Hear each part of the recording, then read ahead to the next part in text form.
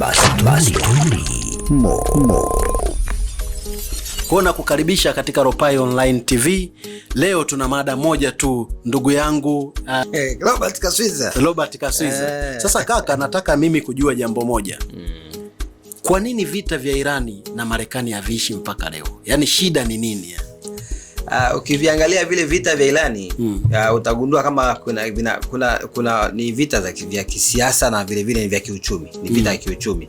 Kwa hiyo sana pale kuna watu ambao wanafaidika na vita ile, na ndio maana ile vita kuisha ni jambo gumu sana. Kumbuka kwamba baada ya ile vita tu kuanza, mafuta yaliboost, yalipanda kutokea tukao na 3,000 na kidogo mpaka 4,000 na. Kwa hiyo tayari kuna watu waliongeza. Maana sio kwamba shida kubwa ilikuwa labda ni mafuta yaliadimika. Shida kubwa ni kwamba namna ya kupitisha mafuta pale ilikuwa shida. Lakini mafuta yanapita, kuna njia ambayo yanapita. Kwa hiyo tayari mafuta yakawa yameongezeka bei kwa kiasi kikubwa. Kwa hiyo kuna baadhi ya watu ambao wanafaidika na ile vita. Na ndio maana unaweza kaangalia Marekani hapa katikati kama vile anataka kuimaliza ile vita, lakini akaona hata kama nikimaliza bado tutapata maslahi gani? Kwa para naishi kwa maslahi lakini Marekani siku zote rais wa Marekani lazima aangalie manufaa ya taifa lake kwanza. Kwa hiyo maana hata zile vita ambazo anapigana mara nyingi apati hasara. Analeta yeye ana gain, yani wanapata faida. Lakini nataka nijue, unajua Iran ni taifa kubwa sana, yani liko historia ya zamani, muda mrefu, ni taifa la miaka mingi unajua kuliko hata Marekani. Lakini nataka nijue kwa nini, kwa sababu issue kubwa sana wanasema ni huo mlango wa Hormuz, ambao Hormuz nafikiri una supply mafuta karibia 20%, lakini 20% tu. So kwamba hata na 80%. Ule mlango unapitisha mafuta 20% ambayo yanatumika duniani. Lakini unaona ni muhimu sana. Ni muhimu kwa hizo 20%. Maana 20% ukijumlisha kwa dunia nzima maana ni mafuta mengi sana. Lakini sasa unaweza kuangalia 20% lakini namna ambayo madhara yalivyotokea kwa 20% hizo. Lakini kumekuwa na tuseme in short kwamba nyuma ya hii kitu kuna watu wanatengeneza pesa. Na nafikiri Irani pia ni kituo kikubwa cha mafuta. Nafikiri utajiri wao wingi ni mafuta. Lakini mimi nilikuwa nawaza Marekani akamchokoza Irani. Wakaenda pale wakapigana na Irani. Marekani akiwa na mshirika wake Israeli.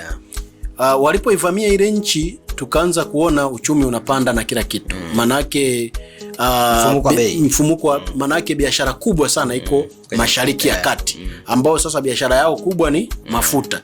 Na huyu Irani hakuanza kwenda direct Marekani kumpiga Marekani. Akaanza kupiga washirika wake. Mimi nataka nijue sababu ni nini ambayo yeye hakumfuata direct Marekani kumpiga, akaamua kuwapiga hao Saudi Arabia, Qatar, Iraki kidogo. Yaani yeye alikuwa na lengo gani kuwapiga wale ambao labda kambi zile za Marekani wameziweka pale? Lengo lake lilikuwa ni nini? Lengo kubwa ni kwa sababu kwamba kwanza yani mimi na ugomvi na Jasiri.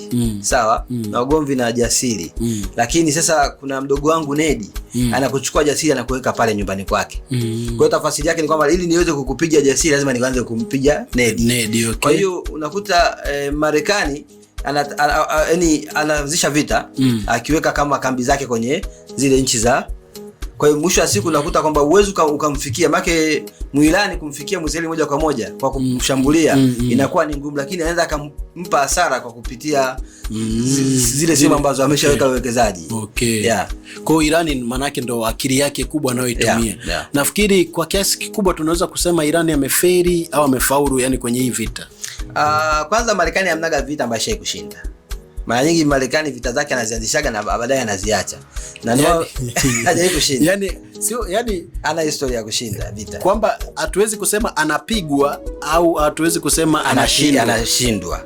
Lakini hajaishindwa vita, hajaishinda. Wala hajaishinda. Mara nyingi anaachaga, yani anaishia njiani kama ambavyo hapa katikati alitaka kuiacha hii vita, akaisusa. Ni nini kimemrudisha? Kilichomrudisha ni malengo, kwa sababu kwanza Marekani na Israeli kama vile baba na mtoto. Kwa hiyo asilimia kubwa sana, kwa sababu maliziano ya mwanzoni yalikuwa ni baina ya Marekani na Muirani, na Israeli alikuwa pembeni. Ndio maana hapo umenikumbusha vizuri sana. Ndio maana wakati wao wamepatana wakasahau kumbe kuna mdogo wa Irani anapigwa. Ndio maana vile, yani manake kama makubaliano yale ya Marekani na Irani, huyu jamaa alikuwa anaendelea kumpiga Jordan. Yani manake Israeli alikuwa anampiga Jordan. Wala wakashtuka, huko mbona kama bavu wangu unapigwa, kwa kaamua waanze upya. Kwa hiyo nafikiri, lakini sasa hii vita kwanza imesababisha hasara kubwa kwa dunia. Nafikiri wao kwa wanafaidika sana. Wanafaidika maka wana kila kitu. Lakini kwa nini kwenye hizi vita Irani na China walikaa pembeni? Irani na China? China na Urusi. Kwa nini walikaa pembeni? Kwa maana unajua, kwa mfano kama Mchina. Mchina hajajiwekeza sana kwenye vita. Hayuko sana kwenye vita. Lakini vile vile Mrusi hajakaa pembeni indirect. Kuna namna alikuwa anapenyeza kama vile kumsomea ramani Muirani. Na ndio maana asilimia kubwa ile vita Muirani aliishinda kwa kiwango fulani. Ingawa alikuwa anapigwa kweli, lakini aliishinda. Na ukiangalia paka sasa hivi bado ana hamu tu ya kuendelea, maana bado hajaishiwa nguvu. Unaweza ukashangaa, je, nyuma yake kuna nini? Kuna nguvu gani? Na Marekani lengo lake kubwa alitaka kwamba afanye chokochoko ziwe nyingi ili Muirani aweze kupiga bomu la nyuklia azilishie dunia. Kwamba huyu jamaa ana mabomu ya nyuklia. Kumbe alikuwa anamchora. Anamchora. Na ukumbuka kwamba hii vita hata Umoja wa Mataifa hawakuibariki. Sure. Nimeona hata nchi nyingi sana hazikuibariki. Kwa sababu inaonekana vita ilikuwa ina mfavor Marekani, alikuwa kibiashara. Ila nafikiri tunaweza tukasema hii vita ina uhusiano na maslahi ya Saudi Arabia. Yapo. Kivipi? Kwa sababu yani Marekani siku zote kwanza hakupigi kama huna kitu. Yani haiwezi kuja kukupiga kama huna kitu. Ukiona nchi ambayo inawekewa chokochoko na Marekani, nafasi yake kuna kitu ameshakiona. Kwa hiyo Saudi Arabia, kumbuka, ndo pia ni muuzaji mkubwa wa mafuta, na sio hivyo tu. Tayari Saudi Arabia, Marekani anakaribia 80% nadhani pale ya mafuta.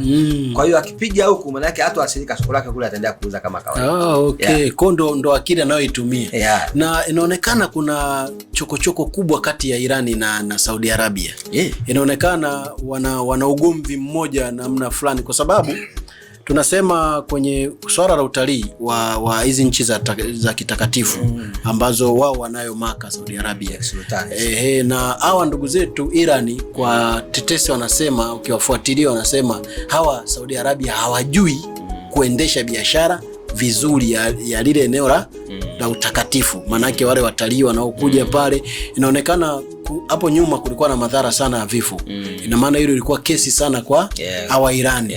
Sasa nataka nijue ili vita iishe, yani tusisikie vita kabisa Mashariki ya Kati, nini kifanyike? Labda mali ziishe.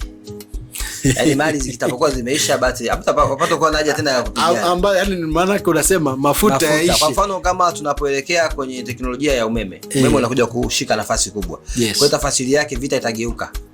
Sehemu ambapo utashuhudia vita sana ni zile sehemu ambazo kuna malighafi za umeme kama betri, yale madini ambayo yanatokana na betri. Kwa hiyo hata sisi inabidi tujifunge.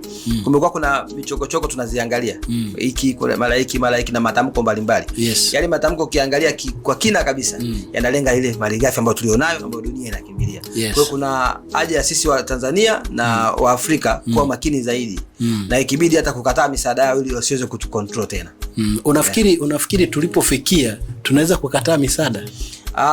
Uwezekano upo kama tutakomesha kuna baadhi ya vitu, matumizi mabaya ya pesa, tukatokomeza pia ufisadi, ili kujiangalia wewe kama wewe. Tukishafanya hivyo vyote tukavitokomeza, yani maana yake tuna uwezo wa kujitegemea kwa asilimia kubwa, kuboresha viwanda, kuwa na viwanda vya kutosha, watu wapate ajira na kujitegemea. Mchina leo yategemea msaada au kuna mtu anamsaidia Mchina? Hapana. Kwa hiyo una uwezo ukasimamisha kila mmoja akachangia pato. Kuna asilimia tuko Tanzania milioni 60. Hapo tumejumlisha na wakubwa, labda wadogo, labda watu ambao wanachangia wana uwezo wa kuchangia pato la taifa, labda ni asilimia, labda tuseme ni labda milioni 30 au 35. Ndio wana uwezo wa kuchangia. Lakini ukashangaa katika milioni 35 wanaochangia zaidi ni wafanyakazi ambao hawazidi hata milioni ngapi? Labda milioni 1 tuseme. Ni wafanyakazi wa serikali. Alafu ukiangalia labda wafanyabiashara ambao wanachangia serikali, pato la serikali labda wanaweza kaa labda ni milioni 2 au 3. Kwa hiyo ukikuta labda karibia Watanzania milioni 28 au 20 na hawalipi kodi, labda wanalipa kodi kwa kununua bidhaa au vitu vidogo vidogo kama hivi, hizo kodi za kawaida ambazo tunazozilipa. Kwa hiyo ukiangalia kwamba ukiwezesha kwamba ajira zikawa nyingi za kutosha na kila mmoja akaweza kuchangia kwenye taifa, tafasiria kwamba taifa litainuka na hutategemea msaada tena. Safi sana Bwana Ropai. Nafikiri ndugu mtazamaji unazidi kutuangalia kwenye haya mazungumzo, nafikiri unapata kitu. Unaweza ukashusha kwenye ukurasa wetu wa comment hapo ukaandika chochote unachofikiria wewe wakati tunaendelea na haya mazungumzo. Sasa Bwana Ropai, vita imetuathiri kwa kiasi gani sisi kama nchi zetu za Kiafrika? Hapa nazungumzia Afrika Mashariki, yani Tanzania, Uganda, hapo Kongo na wapi. Imetuathiri kwa kiasi gani hii vita ya Irani, Israeli na Marekani? Imetuathiri kwa kiasi kikubwa kwa sababu ukipiga uchumi hususan upande wa mafuta, tafasiri yake umepiga uchumi kwenye kila engo.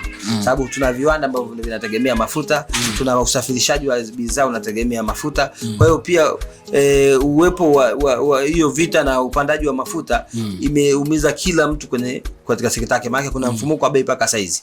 Kama ni gesi mlikuwa mnanunua labda shilingi 52,000, mtanunua 58,000. Labda mafuta alikuwa ananunua in short kila mahali tumeguswa. Kwa hiyo tafasiri yake ni kwamba Mtanzania yoyote mwenye chombo sio kwa na chombo ameguswa, sababu unakuja kujumuisha kwamba kuna vitu vingi ambavyo watu wanavitumia ambavyo vinategemea mafuta. Okay, asante sana Bwana Robert. Nataka kujua jambo moja. Ungekuwa wewe umekutana na Donald Trump, maana nafikiri yeye ndio sauti kubwa sana kwenye dunia. Yaani kuna wakati mpaka anafanya argument na viongozi wakubwa wa dini. Sasa nataka nijue, ungekuwa wewe umekutana na Trump kwenye hili swala la vita, ungemwambia nini? Mimi ningemwambia atumie busara, sababu amekuwa ana matumizi mengi ya nguvu. Yaani asizitambue sana nguvu zake. Miongoni mwa rais ambao wametambua nguvu zao ni Trump. Kama unaweza kaangalia hata juzi tu kwenye masuala ya michezo, ameweza kuingia, amebatilisha penalty. Asa don't know kwamba je hao wengine ambao wataendelea nao wakisema wakaishtaki FIFA kwamba kwa nini mbona Donald Trump aliweza kufanikiwa kuna nini. Kwa hiyo ametia doa pia FIFA, sio? Kwa hiyo ningeweza kukutana na Donald Trump ningemwambia kwamba una nguvu kubwa lakini usizitumie nguvu zako. Tumia zaidi maarifa na akili. Na aachie uhuru. Maana yake pia amekuwa na mambo mengi na kama vile rais ambaye ni msanii, yule jamaa pia ni msanii, ashakuwa mcheza mieleka nadhani hapo nyuma. Kwa hiyo I don't know kwamba anapenda trend. Kwa hiyo kama vile ni mtu akutafuta trend. Kwa hiyo ni vitu ambavyo mimi ningemshauri kwamba asitumie nguvu kupita kiasi, atumie zaidi diplomasia. Yes, asante sana Bwana Ropai. Labda nizungumze jambo moja la msingi sana.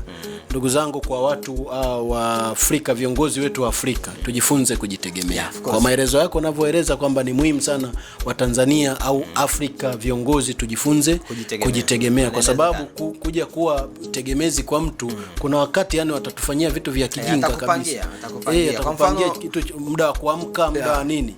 Yes. Kwa mfano mimi nikiwa nakupa msaada zaidi, nikiweza kucontrol nyumba yako, naweza nikaa napanga kila kitu pale nyumbani. Hata namna gani ni kweli kwamba mama utaanza naye saa ngapi.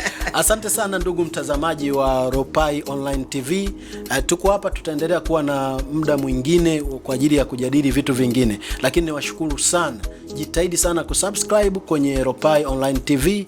Ulikuwa nami Jasiri Mjasiri na Robert Kaswiza, lakini kama alivyosema Jasiri Mjasiri, usahau kusubscribe, kulike, share na comment. Ropai Online TV, make comment yako pia inahusika, kwamba unaweza kuweka comment kwamba bwana hichi kipindi kilichopita kilikuwa ni kizuri, mnapokuja mje na mada fulani ambayo itakuwa nzuri sana. Asante sana, lakini ukumbuke kwamba hizi maiki tunazopewa kusemea, kila kitu kina mpangilio wake. Kwa hiyo kumbuka kuachia chochote hapo. Utawapa namba pia simu. Hata kamera pia ni jicho. Kamera ni jicho. Kwa hiyo tunaangaliwa dunia nzima. Kwa hiyo tunashukuru sana. Asanteni sana watazamaji. Asante sana.